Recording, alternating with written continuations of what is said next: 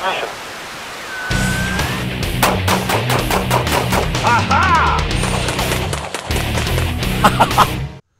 Hi, this is Joel Persinger. I'm the gun guy. Thank you very much for watching my channel. I really do deeply appreciate it.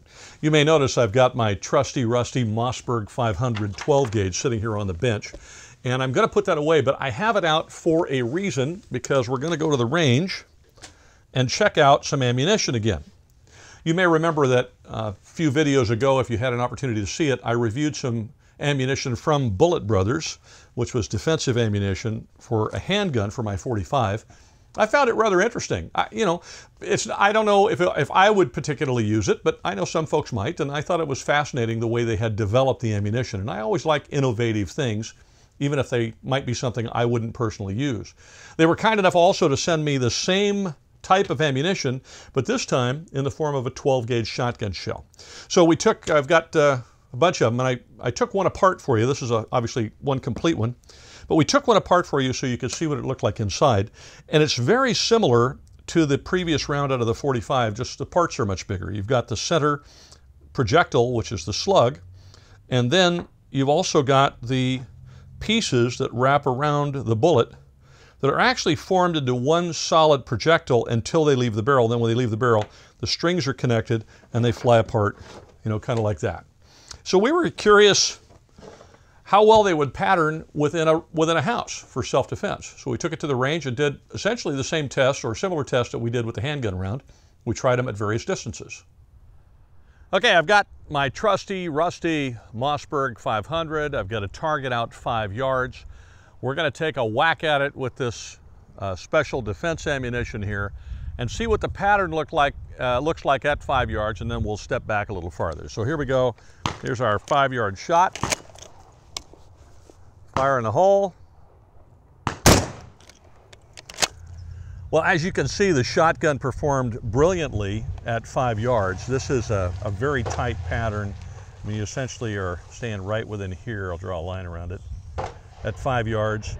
The ammunition spread out nicely, and what's nice about it is you have that slug in the center, which is going to hit like a train, and then you've got the surrounding rounds that came out around it. So rather than being buckshot that has a pattern of 32 caliber or 33 caliber or whatever they are pellets, 8 or 9 of them, you got one solid, really a slug in the center, and then these around the outside.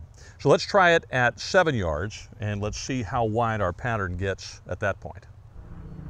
Okay, I'm out here at 7 yards. We're going to take a whack at it at this distance and see how our pattern has changed, if at all. Here we go. All right, this pattern is a little bit different, although it's just as tight. You can see where my shot originally, my slug went through here, I think. And in this most recent shot, I was a little bit off to the left, so the slug is here, and the pattern is up here. So it's a little higher, but nevertheless stayed right on target and stayed about the same size, honestly. It didn't change much from 4 yards or 5 yards, or what I think we were at 5 yards. From 5 to 7, didn't change hardly at all. We're going to take it back now to 10 yards and see how it works there. Now, this is with a cylinder bore shotgun barrel. So there's no choke in it at all. It's cylinder bore. And it's just meant for home defense. But you think about a 21-foot room is a pretty good size room in the average home.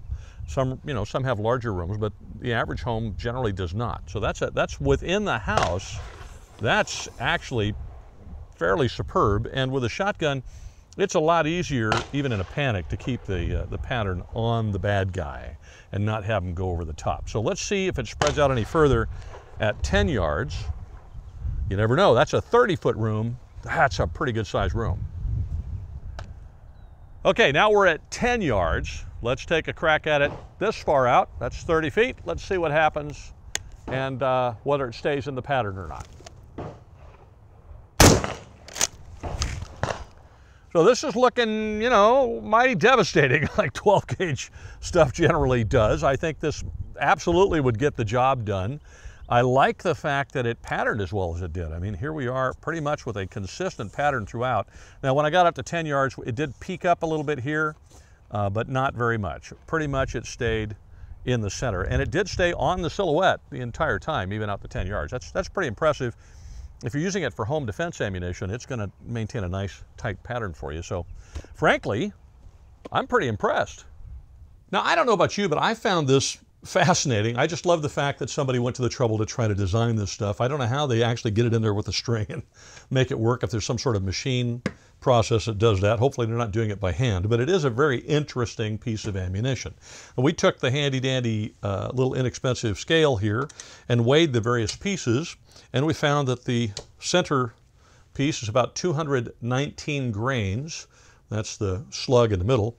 And then the three little pieces that fly out are about 209 grains. So that's an awful lot of lead cranking out the barrel, probably at about 1,150 to 1,250 feet per second. I wouldn't want it heading my way. Now, is it better or worse than just buckshot? I don't know. I suspect that it's quite a bit more expensive than buckshot. I don't know. I know this would penetrate, it would seem, pretty darn well because it's a slug. I don't know with these hitting at oblique angles whether these would penetrate well or not.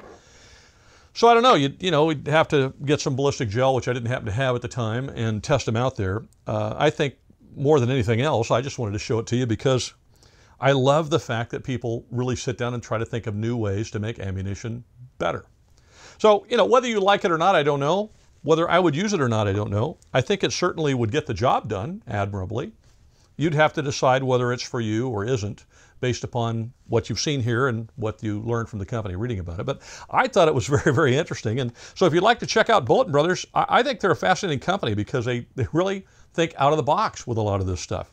Check them out. I've got their link in the description. Bullet Brothers is where you're going to find these. And this is the self-defense shotgun round that comes out essentially in, you know, 4 pieces. It's got these that fly along the side and the little slug in the middle. Very interesting. I love it. Thank you very much for watching my channel. I appreciate it. Please support us on Patreon. We've got some brand new folks that have done that. And in the next video, I'll post their names so that you can see them. You can also, if you'd like, go to our website, click on the donate button, and just drop a tip in the jar if you want to do that. Remember, we are pretty much at this point viewer supported.